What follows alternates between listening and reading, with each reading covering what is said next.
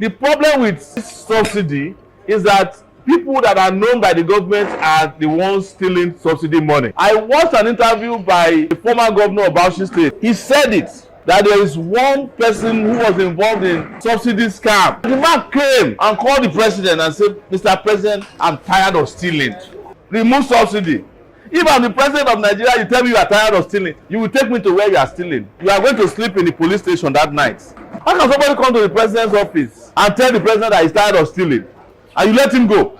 This Tinubu government will make it so easy to let a revolution happen in Nigeria, because it's as if it's a blessing in disguise for a revolutionary Nigeria. He will be moving from mistake to mistake to the point that the people will have no option than to join hands and push all of them out. Each time they remove subsidy, the Nigerian economy enters into a recession. Do you know why?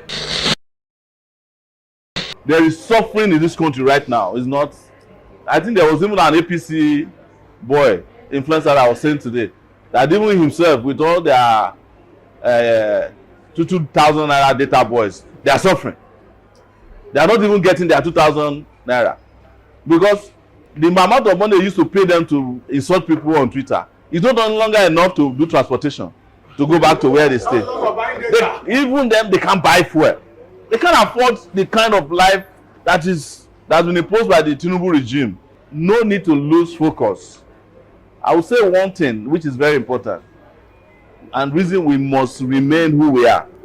This Tinubu government will make it so easy to let a revolution happen in Nigeria. You'll be surprised.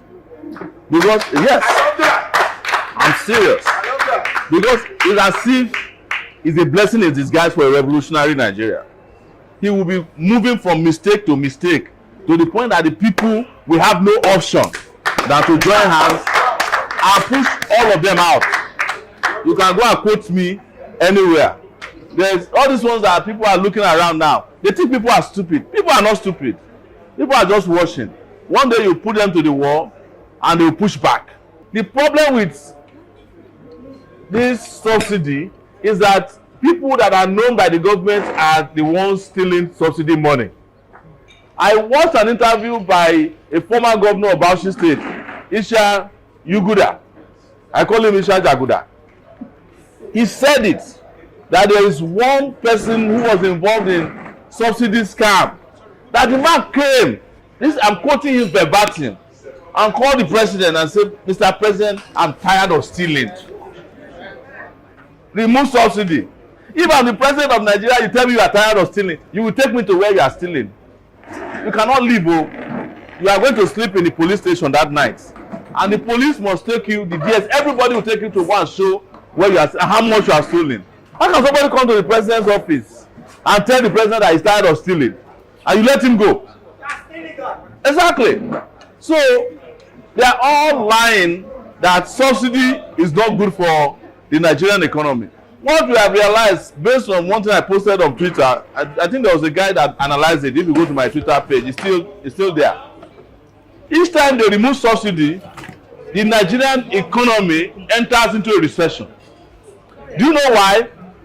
80% of Nigerian economic system is run by you and me, the informal sector.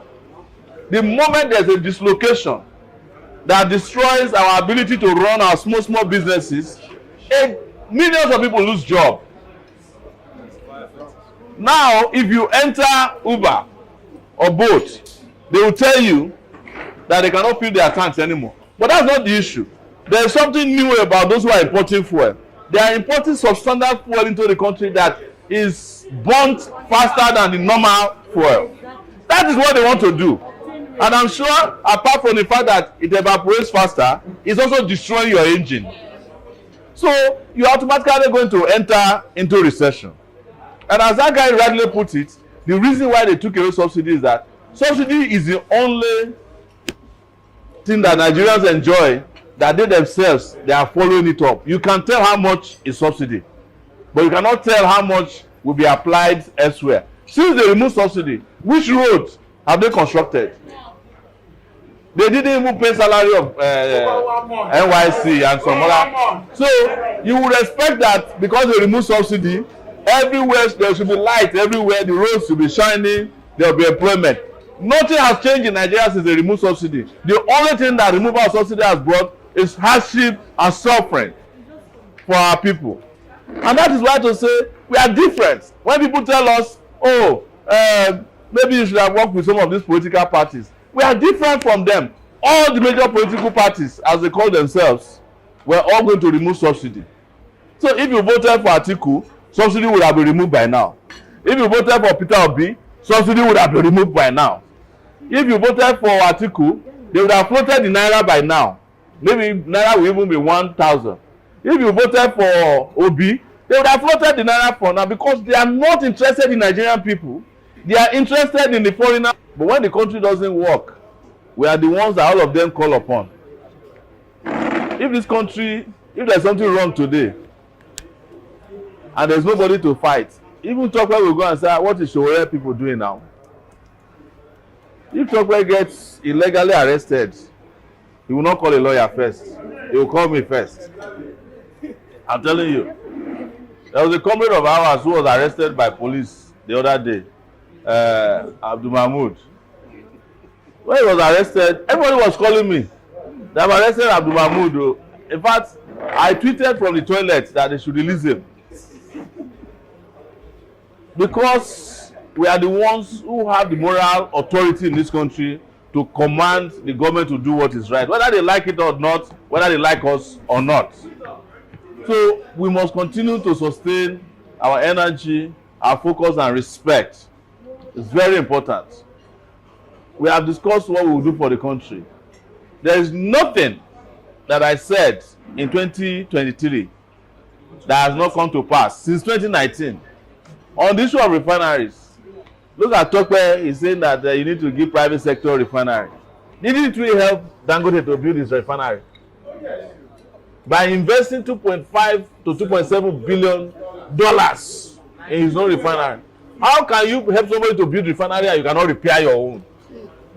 The money that Dangote used in building his refinery came from the same NNPC they claim cannot manage refineries. So where did the NNPC get the money from to invest in Dangote's refinery? And Dangote has different exchange rates. His own is different from the one that Malams are selling. And what they practically do is at the moment they get that money, they don't buy any equipment from the refinery. That's why the refinery is not going to be completed in 2 years. He takes the money to the black market, change it and make his profits, and tell the rest of you middle finger. So there you have it, guys. Our African leaders try to do their best, in their speeches, and try to make speeches that actually to show, their efforts in trying to help manage the challenges which Africa is actually facing through and has been facing through since the colonial times.